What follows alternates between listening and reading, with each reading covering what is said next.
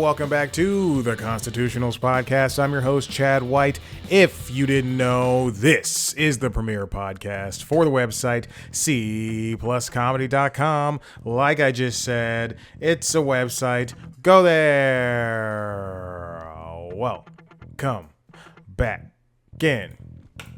If you're watching the video, you saw me, and I don't have to mention this, but I'm going to. Because it is technically a holiday day. It's Friday. I should have recorded this yesterday, but I was busy working. But anyway, you saw me just dive deep into my phone for a real quick email, setting up an interview. It's something I reached out about, in fairness. But why does my laptop stand so far away? I reached out about this. I've been spending weeks trying to set this one up. There's another one I reached out about. That person went on tour. So then they never got back to me. Anyway, this person I saw has a new special coming out, and I reached out. Their people were like, he's busy. I'll just say I don't give a shit. He's busy. And then that was weeks ago. This week, it was, I get an email. Oh, some time opened up. I went, great. Let's do this. Just responded back almost immediately. And then you might hear tennis on in the background. And quite frankly, I do have ESPN, the score sheet open. I'm watching Claire Liu and Coco Gauff. They are in the third set. Yeah, third set. Claire's putting up a fight. I love it. So, and then my queen, Sabalenka, won. Oh, my queen. So then, I go, great, let's do it. They send me back a time. They send me back the thinnest time. And I go, that's great. I can do it. Let's do it for next week. So I get that email about they sent me back a time last night at like 7 or 8 p.m. And I go, and you want to do it directly after the holiday. I don't know if we're gonna be able to, if you're gonna answer me tomorrow. So I responded to the email now. Come to find out, we're in different time zones. Hey, we meant Pacific. Oh, goodness gracious. Well, at least you responded to me. That's good. So it'll be happening. And then I have to do research. It's great. I just finished up another interview. Not just. I did it. Today's Friday? Oh, my God. Oh, I did it 2 days ago. I finished up another interview with somebody who is in Aussie land. That one was hectic to set up. But we got through it. I did it at night here, morning there. And I'll say this.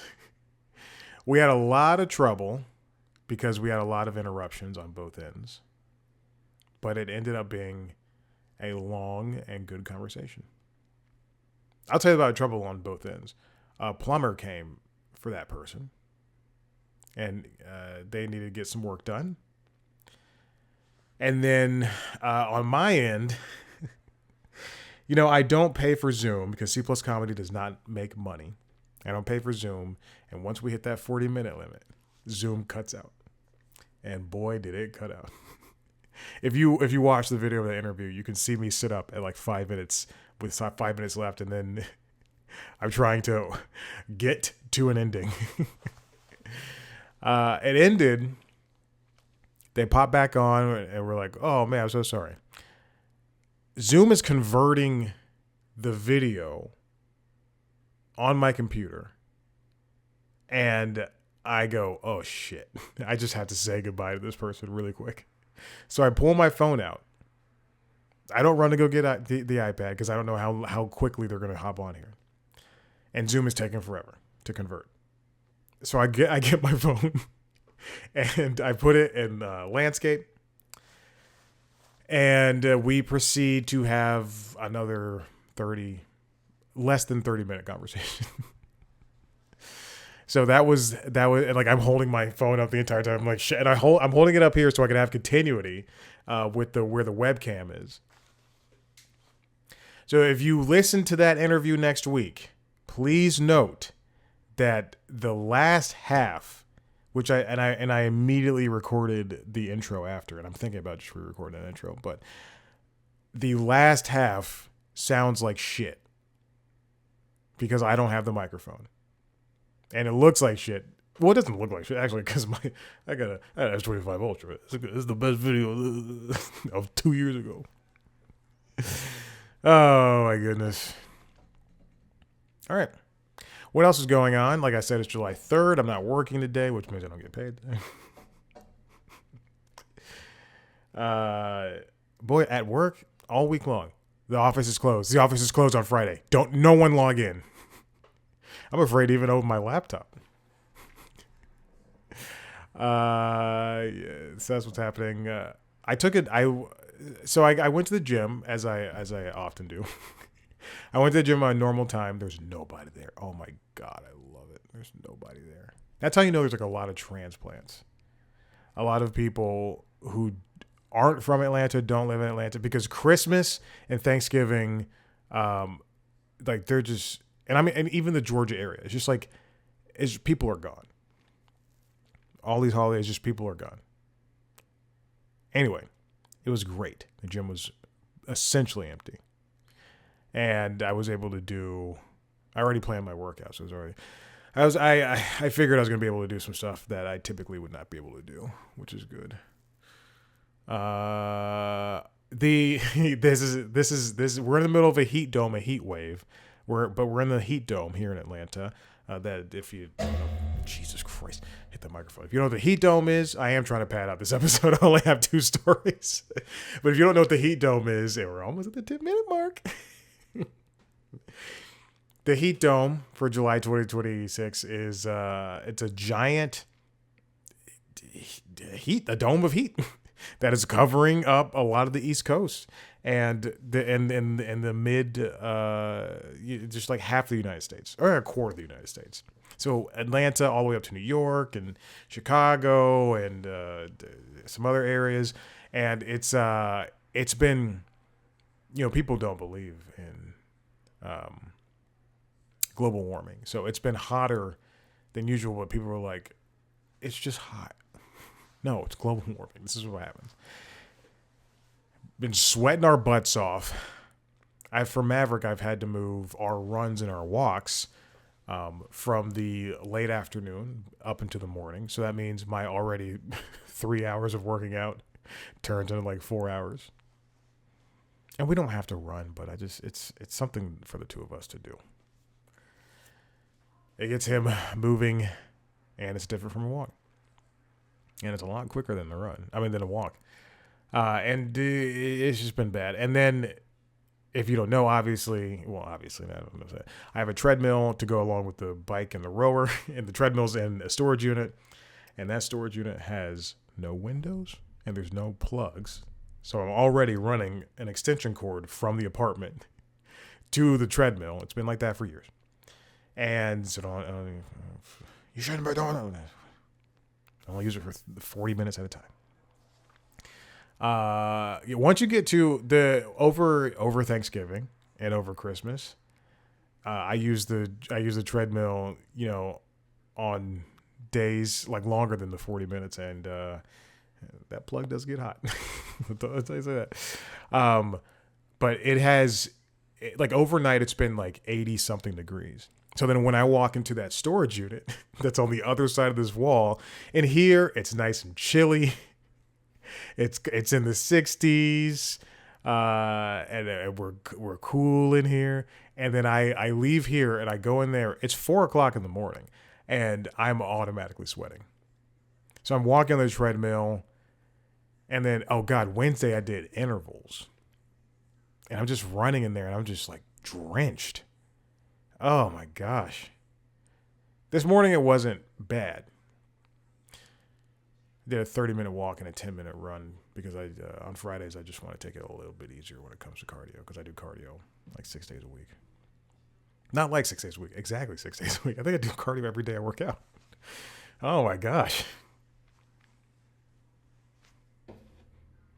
And then conversely, in here when I'm rowing and when I'm cycling, I'm just I'm like a little. It's different. I'm not sweating as much. Although last week I did a 2 hour ride with Matt Wilpers on Peloton. It was live, and I think I was sweating by minute 10. I like his 2 hour rides. Don't get me started on Peloton. We know I have a lot of thoughts on Peloton. If they make me a consultant, I swear to God, I could turn that company around. And it would start with getting better teachers. So here, I'll glaze over this. It costs a lot of money to buy a treadmill and a rower and a bike. And I feel like I should have the same say as other people on that platform, who use that platform rather, who I think are the majority voices. Looks like Coco's about to win. Who are the majority voices, unfortunately. It doesn't feel like it's a democracy over there. It feels like Peloton has made this lane under this mental health thing. And I think it is affecting how many people are retained within the company, within using the platform. Anyway, that's it. And my thing is, if I'm doing a 90s run or an 80s row or a pop punk cycling class, I'm there for the music. I'm not there to be preached to.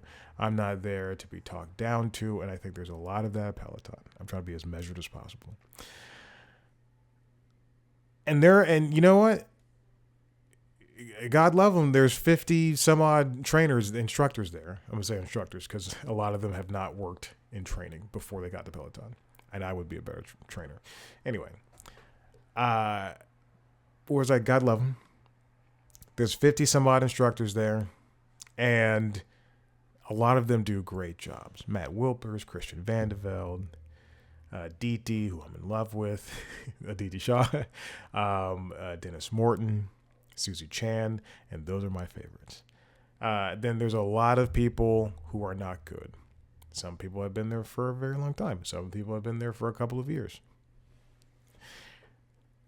I think the problem is when you steer the ship into one lane, assuming that people are one type of person, then you really pigeonhole yourself into this area that doesn't make sense for working out. And I'll just end it on this so I can get to the goddamn stories. There are people that, yes, I avoid taking, but because I have purchased 3 different machines, which I didn't have to, but I wanted to. But because I purchased 3 different machines, and because I pay for this subscription, and because they have levels of users, it's called Club Peloton, and they have like super users, which I fall under, and then they have different levels, but I'm in the super user category. It's difficult to come into working out. It's difficult working out in the first place, but it's difficult to come into working out and thinking in only one direction. Like you can only do one thing. Like for instance, there's one type of curl, there's one type of squat, there's one type of weight or run. When in fact, there's so many different curls you can do. There's so many different types of squats. There's so many different ways to train cardio for running, period. Just so many different ways to train for running. And Peloton really sticks themselves into one corner, one category for each thing. And it's just so frustrating. And I took a row from somebody that this person was already on the bottom end of who I take for rows. But again, because this thing costs so much money per month and I spent, collectively a lot of money, 4 digits on these 3 different things. And yes, I got them at discounts and they're used, blah, blah, blah. Coco won. I like to spread who I take, because I can't just take all Aditi yoga classes. That just wouldn't make sense. First of all, I would burn out on her. Second, she isn't. They already don't teach that many classes. Same thing for Matt. Same thing, Matt Wilper. Same thing for Christian Vanderbilt, who's a guest instructor in the first place. Also, he's instructing like 2 classes a month, and he's still doing better than most people, than a majority of the instructors. Anyway, I took a row from somebody who, again, I do not take often, because she's already on the bottom end of my take list overall. But it was a pop punk row. So already I'm like, I just want to hear pop punk music. I want to hear Dirty Little Secret. I want to hear Crush, Crush, Crush. Why is that the first one I came up with? That's what you get, is what I should have said for Paramore. I want to hear songs like that. I want to hear Blink 182. I want to hear Blunk 182, which is the cover band. Blunk 364. Or Blunk 91. But I took a pop punk row, and in the middle, she gave out the suicide hotline number. And I was so irate. Like, she's already somebody who's talking during the class and going, you're special. It doesn't matter how you're a mom and you're good at what you do. Like, I'm taking a rowing class. And meanwhile, there's people in the back who aren't rowing properly. We need to teach. I said I'll end it on this. It's been nearly 20 minutes. She gave out the suicide hotline number, and then I went, that's it. We're done. No more taking this person. I gave it a thumbs down class, and she's now on my shit list. Along with Robin Arzon, you're welcome. And Selena Simuela. And a lot of other people whose names I cannot care to remember. All right. Let's move on with this first story. Let me close my email. I don't know why that was still up. Oh, because I had to get to the C Plus Comedy email. Let's talk about this. This is probably the biggest story in gaming all week, and I don't know why I linked it to the BBC. PlayStation will stop releasing games on discs in 2028. It's written by Tom Gherkin and Laura Kress. Excuse me. The reason why sometimes I'll link to websites that aren't typically in the genre of whatever the main story is reporting. Like if it's a story about a movie and it's to the New York Times, it's just because I saw it there first. And thanks to my RSS feed that I set up for myself, I saw that the news was broken to me by BBC. I was like, what? It is true. Sony announced in a blog post, I think on Tuesday or Wednesday, that they will not be doing physical discs. This comes after Rockstar Games said last week that they will not be doing a physical disc for GTA 6, Grand Theft Auto 6, immediately at launch. It'll be coming sometime next year. That's the rumor.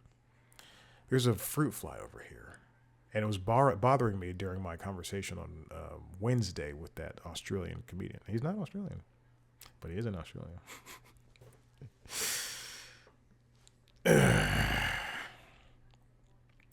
This is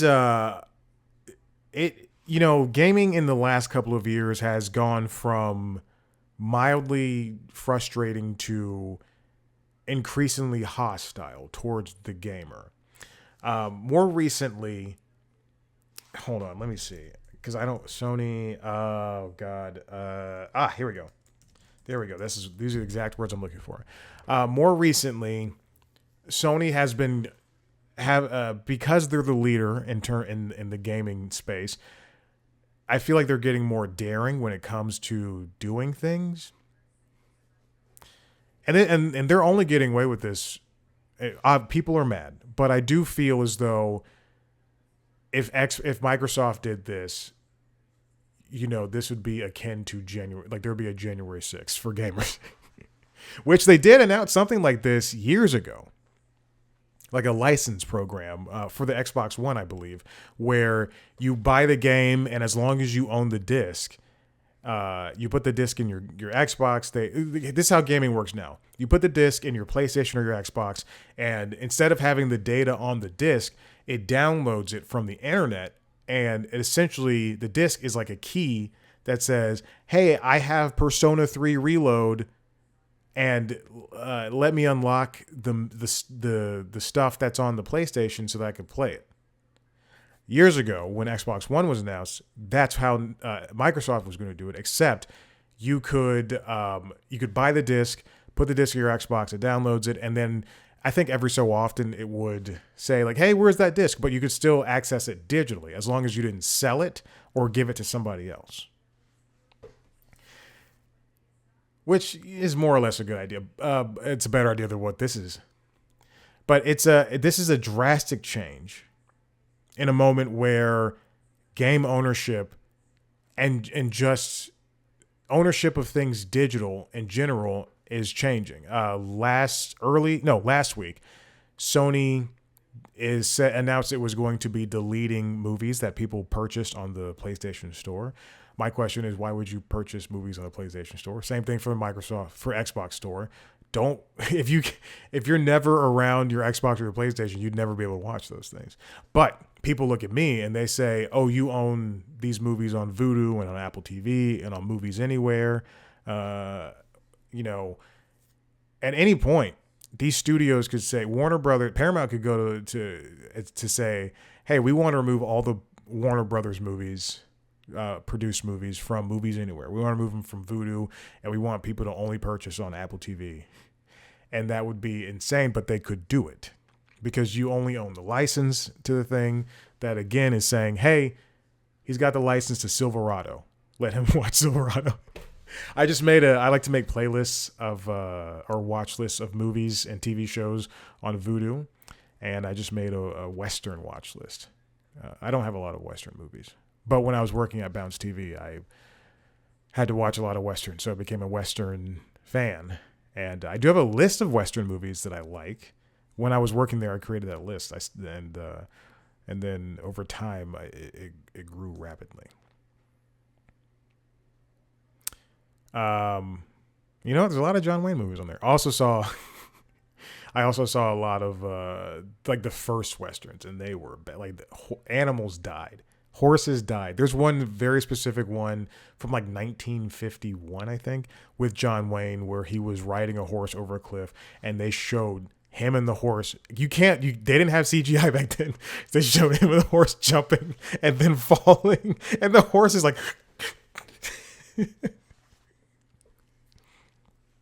So this is big. When Nintendo announced their new strategy when it comes to their game cards, I believe they're called key cards or game cards. Nintendo has this new thing where, and I still do not understand key cards. Let me see. Hold on, Instagram. Nintendo key card. Okay. Okay, so here's the Nintendo support website. Please load up. They explain key cards, and I've watched this video twice, and I still don't understand it. Essentially what it is game cards and game key cards. Some games have game key cards, and other games have game cards. I believe the Switch 2 only does game key cards. So game key cards, which are the newer versions of the regular game cards, game key cards don't have the full game data, just like what Xbox and PlayStation games now are. Instead, the key card is saying, "Hey, this person bought Pokemon Pokopia," and they like on physical. So we're the key. Let us download it, and then it downloads it, and then you can play the game by inserting the key card into the system and starting it up like a physical game card. It's the same. They think it's the same thing, but it's not. Because again, you don't really own it. So Sony has been pushing buttons as of late. They're no longer releasing even older first party games on. Is it raining? Oh, it is. Oh wow, it's raining pretty hard too. They're no longer raining. They're no longer releasing older first party games on other platforms, including PC. So that means the last Spider-Man game, was it Spider-Man 2? Is that on, hold on, is Spider-Man 2 on Steam? Spider-Man 2 Steam. Spider-Man 2 is the last one, I believe. But Last of Us Part 2 is on there as well, but they're no longer doing that. You won't get Laufey, the new God of War. You won't get whatever other... I can't think of any other first-party games. I have this theory. If Microsoft did this, then people would have burned down Seattle. Sony also earlier this year was secretly testing dynamic pricing. This is something that, again, nobody seemed to have been like my email almost popped up. Here's a thing. Websites, I'm never going to sign in with my Google account. Jesus Christ. This comes from Samarveer Singh over at XDA Developers. Sony's dynamic pricing on the PlayStation Store is outraging gamers, and rightly so. This just happened because people saw this experiment in a bunch of regions across the world. Sony was running an A/B pricing scheme when it came to PS prices is the one that The Verge is the one that. Okay. Anyway, that was testing out what Sony was calling, quote, elastic pricing in both directions. It was based on what they discovered to be unusual offer structures for 139 different games in the PlayStation API across several regions, including Europe, the Middle East, Asia, and others. The United States was not included in it. But what happened was, in Europe, it'd be like, let's say Astrobot, the new Astrobot game that came out 2 years ago, which is still $60, but the new Astrobot came out and it costs $60. Let's say sometimes it's on sale for $40, but that's only in Europe. Maybe in China, it'll be on sale for $50. Maybe in Japan, it'll be $65. Just dynamic pricing, and it's crazy. It's not good. On top of that, Sony also, today's the 3rd. Today announced that this comes from Engadget, written by Mariella Moon. Sony already invested $34 million to repurpose its EU PlayStation disc factory. That is the one place I believe that they made their discs. This report by by ORF Salzburg via Engadget said that the management at Sony's Digital Audio Disc Corporation told ORF that the company has already invested 30 million quid, $34 million, into converting its disc factory in Tangaloo, Salzburg, into a plant for optical microlenses. Those changes have apparently been in the works for quite some time, though management only told Talgao workers about them on July 1st, when Sony announced that PlayStation is going all in on digital starting in January 2028. Optical microlenses can manipulate light and are typically used in camera sensors, AR, VR headsets, fiber optic networks, and medical devices. That plant is important because roughly 600,000 discs every day are manufactured there, and half of that is PlayStation games.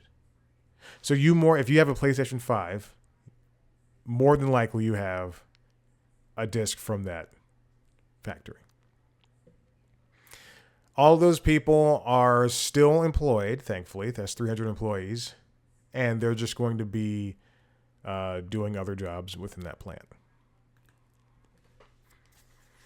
Sony's taking a real heel turn, and it's not an interesting heel turn. Physical games are very important.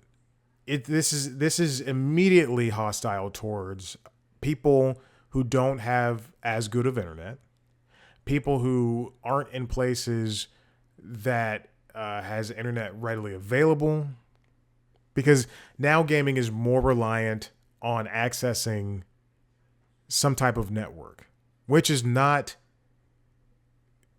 how people grew up playing games.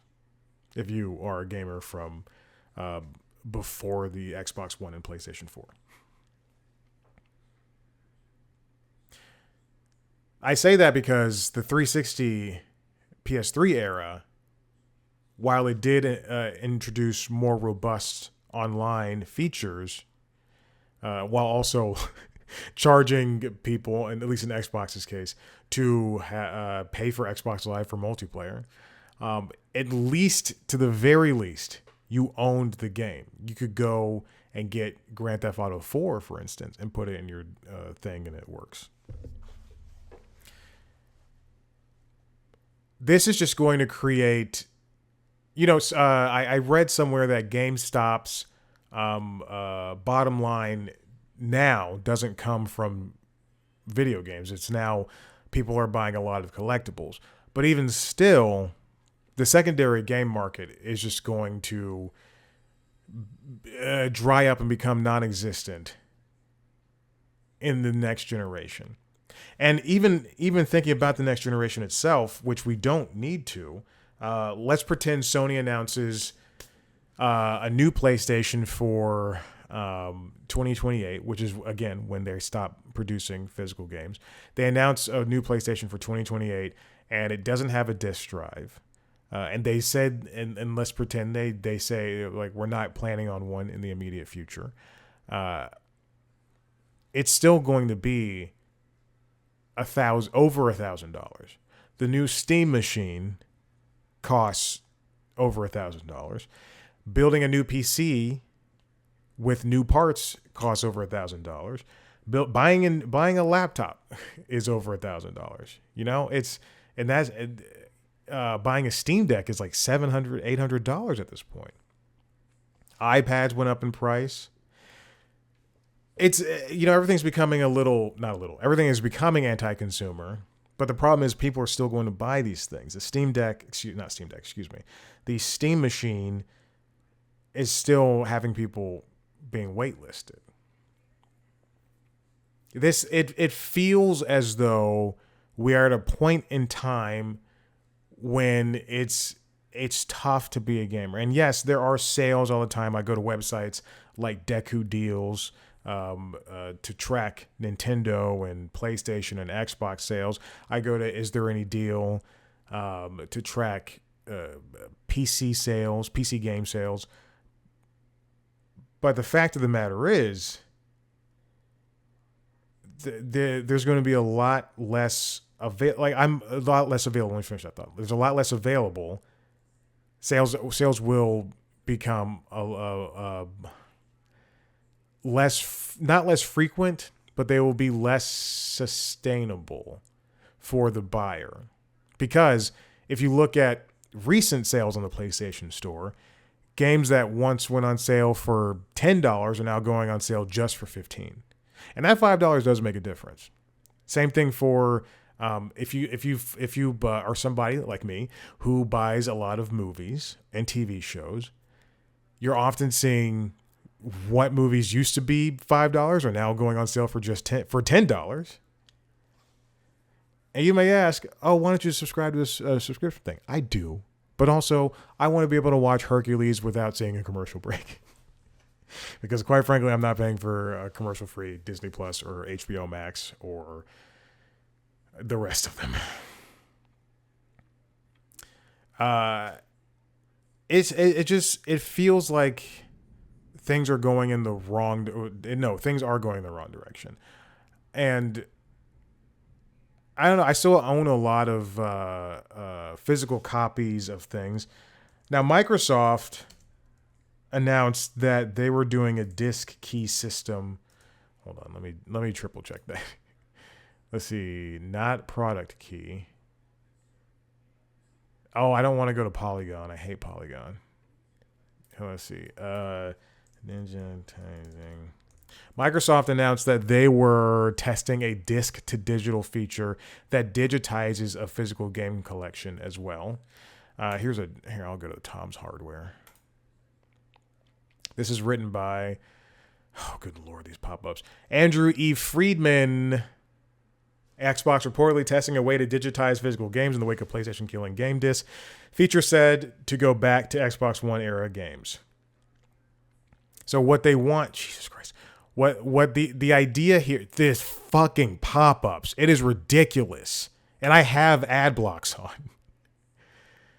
What the feature is again, as I mentioned, disc to digital. You put the disc inside your Xbox, and then it downloads it, and it's basically acting as a key card. We don't know whether or not Microsoft's already announced Project Helix, which is the code name for the next generation Xbox, will come with a disk drive. I think, and a lot of other gamers would probably agree with this. If they want to be successful, if they want to quote unquote win the generation, which also I think pitting these three consoles, because again, people forget about Nintendo all the time, but pitting these three consoles against each other as if there's more competition is not good. Imagine if Microsoft bowed out of video games a couple of years ago, and we were stuck with Sony and Nintendo. And then people don't really take Nintendo as a competitor, and you're just stuck with Sony. Imagine a PlayStation 5 doing this now. People would be up in arms, but then they'd be like, well, we didn't like using Microsoft Xbox, so brah, brah. You have to stop pitting these things against each other. And stop pitting, don't pit Taylor Swift against Selena Gomez. It's all the same shit. I just want to play video games. I just want to listen to music. I don't care if she's getting married. Why is that in the news? Why is that on CNN? Jesus Christ. Let this woman get married. You know why she's not public about it? Because she doesn't want to hear you talking about it. No, she probably doesn't. I don't give a shit. Anyway. It's, I don't know where I was before. I really did lose the thread there. This is a bad idea. But anyway, that's what I was talking about. If Microsoft wants to get ahead of PlayStation in this, then what they should do is have a disk drive. Because plenty of people still love physical things. Imagine GameFly. GameFly you rent or you buy games from them. They mail it to you. Or going to buy, a game like, I'm trying to think of a game where you can beat really quickly. Like a Call of Duty. You go buy a Call of Duty, you buy it physically, you put it in your system, you play it. I just beat Modern Warfare, the remake. I just beat Modern Warfare remake. It took me a week. I did 2 hours a day, I think.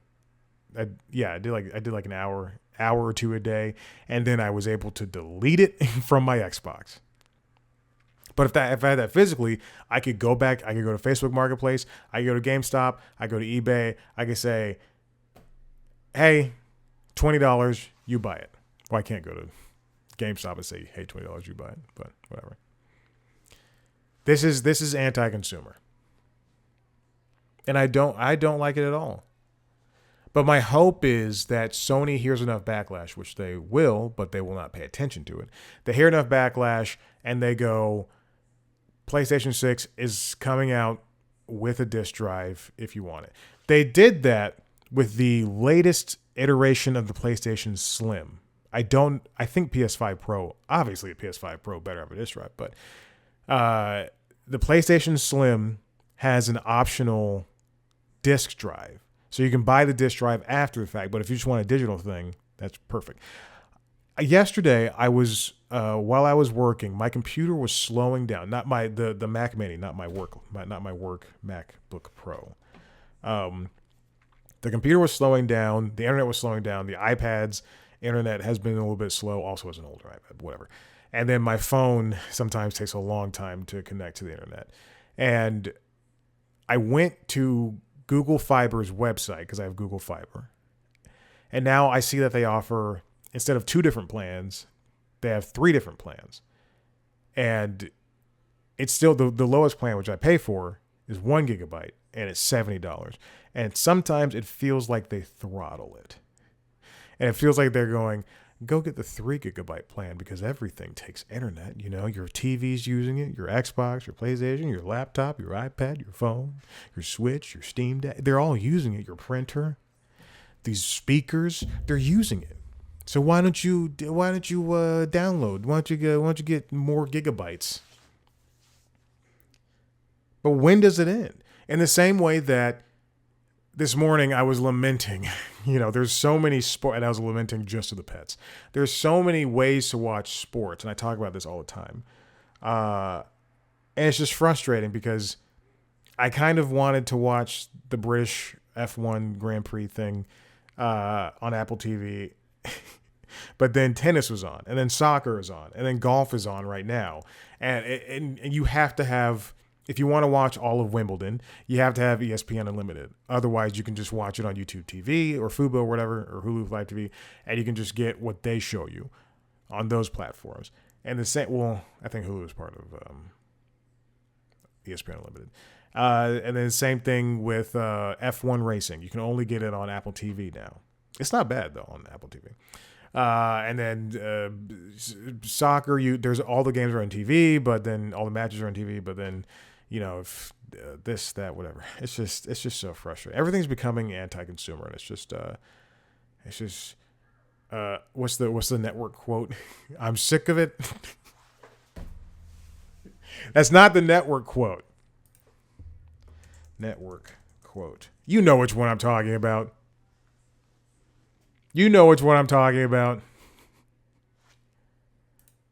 There's a website called Network Quotes. That's probably about whatever. I'm not having it anymore. That's a movie I own. Coincidentally, yesterday, last day, I was talking, Jesus Christ. I was looking at Criterion movies on disc. There's a sale. And I have a different version of Network. And I want to buy the Criterion disc. That's it. All right. Oh, it's been 40 minutes. I meant to come here and do yoga and to do this and then do yoga and then to watch Hamilton, because I'm going to watch Hamilton today and then I'm going to watch Independence Day tomorrow. Okay, this is the final story. It comes from George Slazai and Alex Weprin over at The Hollywood Reporter. Comcast is split into two companies via spinoff of NBC Universal, including Sky. This was a surprise that came seemingly out of nowhere. There's going to be a company that has already split itself is going to continue splitting even more.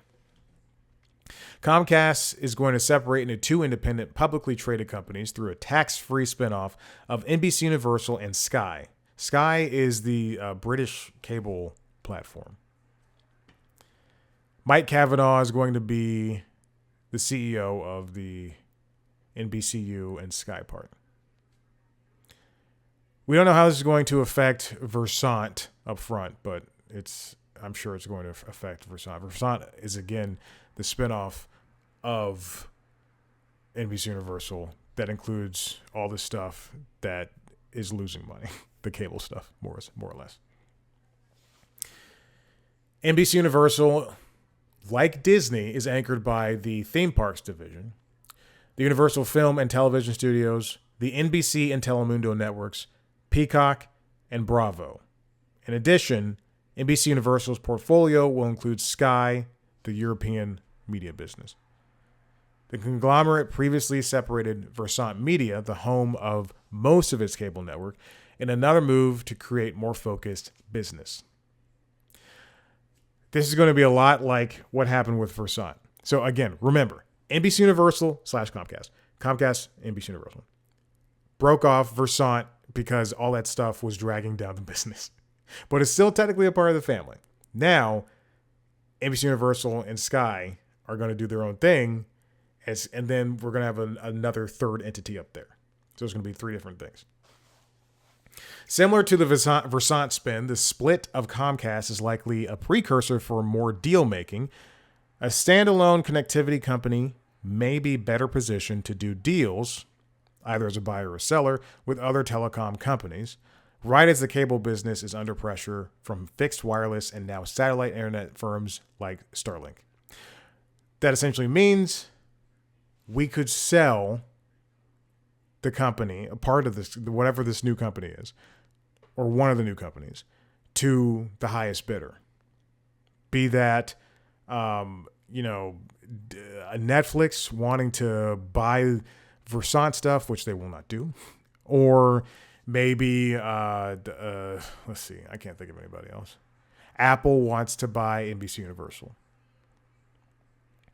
A standalone NBC Universal could pursue deals with other media companies as a buyer or seller to scale up and compete. That's what Warner Bros. Discovery did when it was sparked a bidding war from Netflix and NBC and Paramount, Skydance. When it was like, hey, we're going to spin off everything else and you can buy Warner Bros., which will be the film studios, the TV studios, and streaming. Meanwhile, the video games and the cable networks will be on over there. Did I say TV studios? Excuse me, I just meant film studios. But ultimately, Paramount Skydance purchased the entire company. And it looks like that's not going to get much of a fight in the EU either. Comcast said it will retain 19.9% of a stake in NBC Universal, with plans to monetize it after the split in order to help it deleverage. That suggests that the company believes there will be interest in NBCU.